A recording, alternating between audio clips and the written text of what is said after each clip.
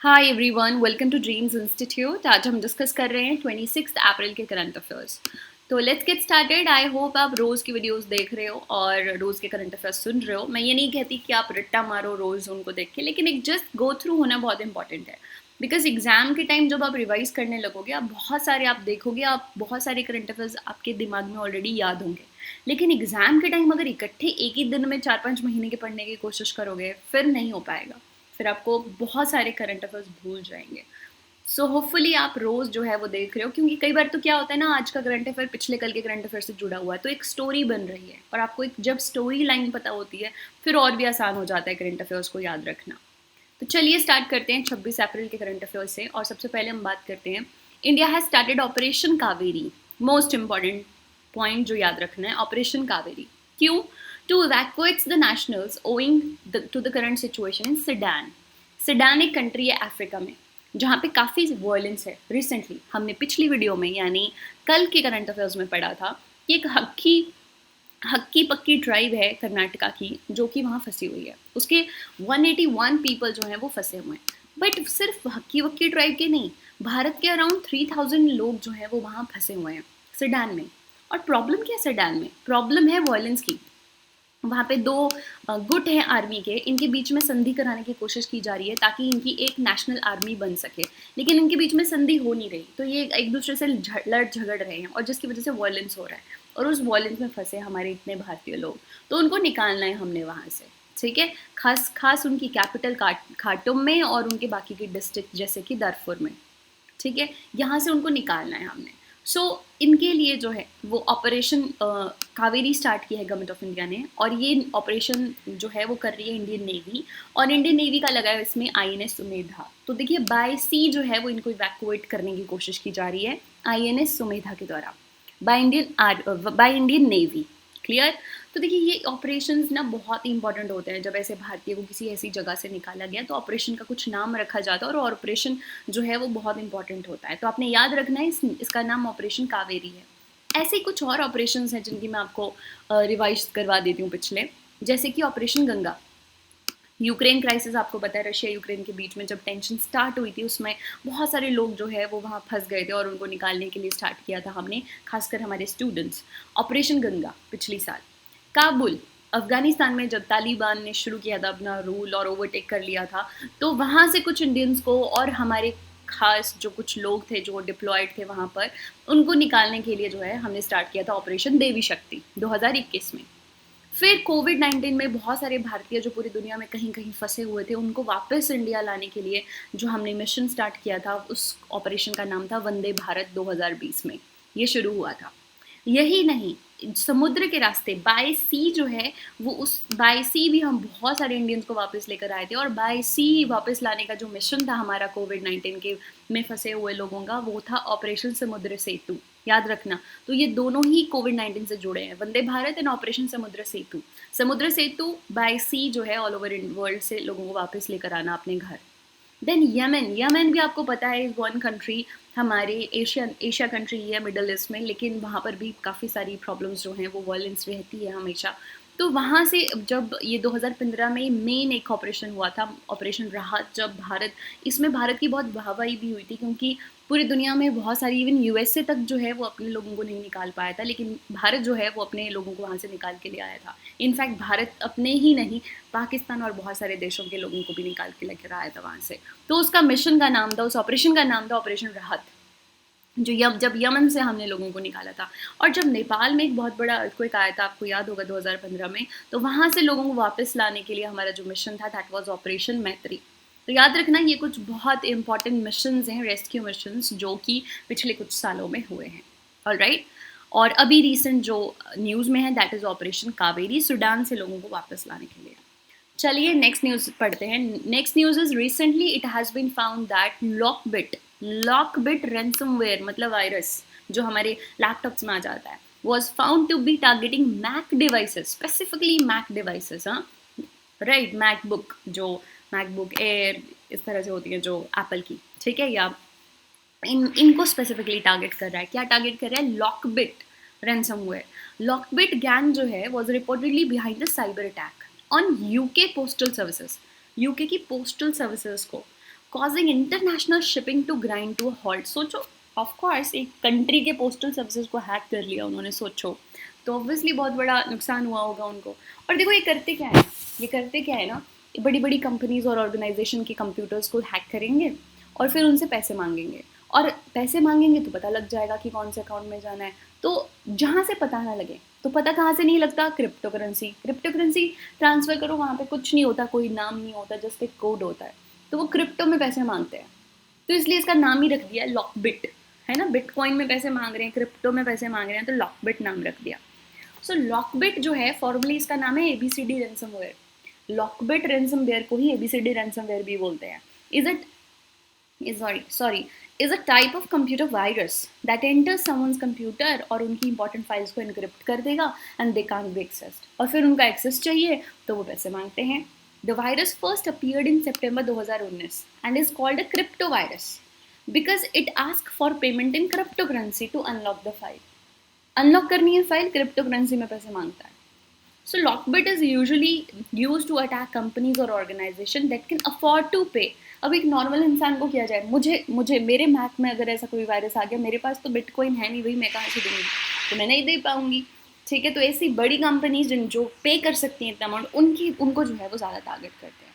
So a lot of money जो है वो ले रहे हैं फाइल्स दोबारा वापस जाने के लिए, देने के लिए, ठीक है। तो ये क्या है, लॉकबिट रैंसमवेयर, जिसको एबीसीडी रैंसमवेयर भी कहते हैं, जो क्रिप्टो करेंसी में पैसे मांगते हैं, ठीक है जी, जिसने यूके के पोस्टल सर्विसेज को हॉल्ट कर दिया recently, that's why it is in news. अगला न्यूज़ है हमारी, अगला जो करंट अफेयर है वो है यूरोपियन पार्लियामेंट। यूरोपियन पार्लियामेंट, आप समझ रहे हो मैं क्या बोल रही हूँ इस शब्द से, जब भी ये शब्द बोलूँ आपके दिमाग में आना चाहिए यूरोपियन यूनियन। यूरोपियन यूनियन जिसमें बहुत सारी कंट्रीज जो हैं जिसका पार्ट है, और उसकी जो लेजिस्लेटिव बॉडी है उसको हम बोलते हैं European parliament. So European parliament has approved the market in crypto asset, जिसको माइका बोल देते हैं हम, मार्केट इन क्रिप्टो एसेट्स। इसकी फुल फॉर्म क्या है, market in crypto assets regulation. और ये बहुत अच्छी बात हुई है। देखो क्रिप्टो करेंसी पूरी दुनिया में फैल तो चुकी है, लेकिन कोई रेगुलेशन नहीं है इसकी, कैसे रेगुलेट किया जाए इस मार्केट को। तो उन्होंने जो है अप्रूव की है रेगुलेशन, तो पहली बार कोई रेगुलेशन लेकर आया है क्रिप्टो में। The world's first comprehensive set of rules that aim to bring largely unregulated cryptocurrency market under government regulation। तो पहली कॉम्प्रिहेंसिव सेट ऑफ रूल्स है जो कि जिसने रेगुलेट करने की कोशिश की है क्रिप्टो करेंसी मार्केट को, ठीक है। So regulation will come into force after formal approval by member state. जब तक मेंबर स्टेट, यूरोपियन यूनियन की सारी स्टेट जो है फॉर्मल अप्रूवल नहीं दे देती, तब तक नहीं होगा obviously. European parliament is the legislative body of European union, मैंने आपको पहले ही बता दिया। Bye regulating the crypto industry, mica can prevent financial sector, prevent कर सकता है किस तरह से, लाइक रूट एंड कंटेंजियन से। अब ये रूट्स एंड कंटेंजियन होता क्या है, सुन लो। ये कह रहे हैं कि माइका जो है मार्केट इन क्रिप्टो एसेट, ये क्या करेगा, हमारी फाइनेंशियल सेक्टर मार्केट को प्रिवेंट करेगा, बचाएगा, किससे, रूट से और कंटेंजियन से।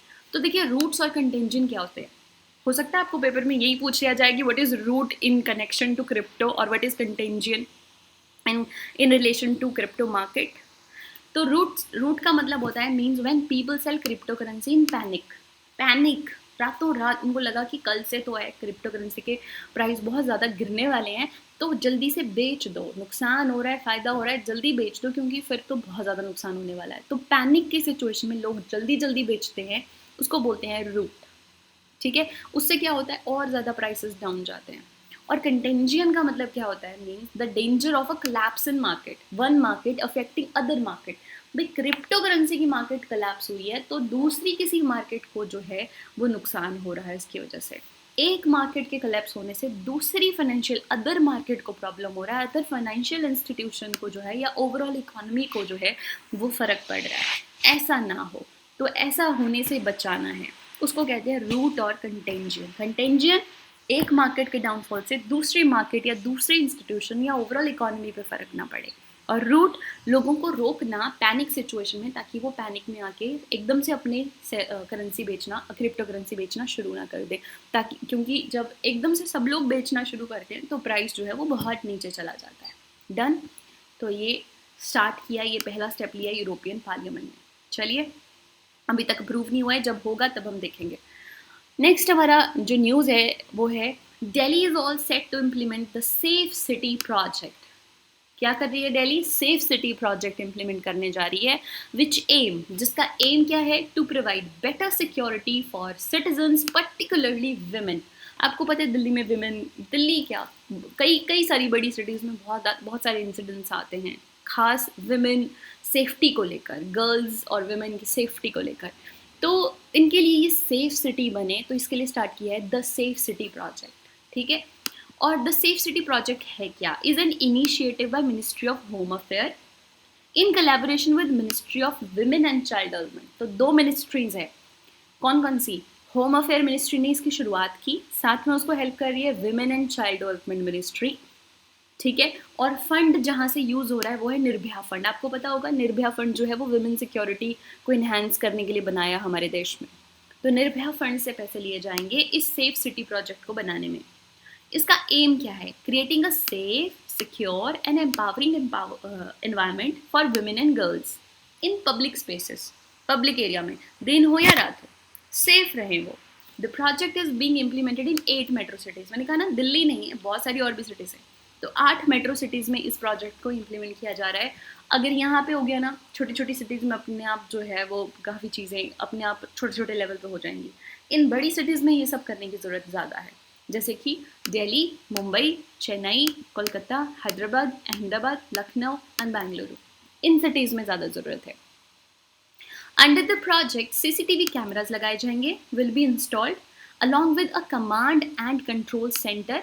एक सेंटर बनाया जाएगा with facilities for video analytics, ताकि वो वीडियोज़ एंड एवरीथिंग जो भी उनके पास आ रहा है डेटा उसको एनालाइज कर सकें। आर्टिफिशियल इंटेलिजेंस हो, machine learning and facial recognition, कौन कर रहा है, कैसे कर रहा है, कहाँ पे हो रहा है, ये सब चीज़ें जो हैं, और होने से पहले उसको कैसे रोकना है, अगर हो जाए तो कैसे मैनेज करना है इंसिडेंट, ठीक है। ये सब चीज़ें जो हैं वो की जाएंगी। The cost of the project is shared in 60-40 ratio between the governments, ठीक है। 60-40 रेशो में जो है वो शेयर किया जाएगा। क्लियर? तो ये रहा हमारा सेफ सिटी प्रोजेक्ट जो कि दिल्ली इम्प्लीमेंट करने जा रही है, और दिल्ली के साथ साथ और भी 7 सिटीज़ में, मतलब टोटल जो है वो 8 सिटीज़ में ये होने जा रहा है। That is it. तो ये थे हमारे आज के current affairs. I hope again कि आप देख रहे हो, जस्ट गो थ्रू हो जाओ। हम पूरे वीडियो में मैं कोई इधर उधर की बात नहीं करती, सिर्फ सटीक करंट अफेयर्स होते हैं विद ऑल द डिटेल्स, जितनी डिटेल्स होनी चाहिए उससे एक्स्ट्रा ही डिटेल होती है थोड़ी, है ना। तो पूरी एक स्टोरी की तरह आपके दिमाग में चला जाना चाहिए ये, ताकि पेपर के टाइम जब आप रिवीजन करो, और देखो आपको रिवीजन करने की भी ज़रूरत नहीं है, रिवीजन भी हम आपको करवाएंगे जब भी आपका पेपर आएगा। तो पेपर से पहले जितने भी करंट अफेयर्स होंगे सब रिवाइज करवाए जाएंगे, पर याद आपको तब रहेगा जब आपने ये वाली वीडियोस देखी होंगी। तो रोज़ 10-15 मिनट निकालना करंट अफेयर्स के लिए इज़ नॉट दैट हार्ड, अगर आपका एक्चुअल ड्रीम है कि आपको पेपर क्लियर करना है। चलिए, all the best, I will see you in next video.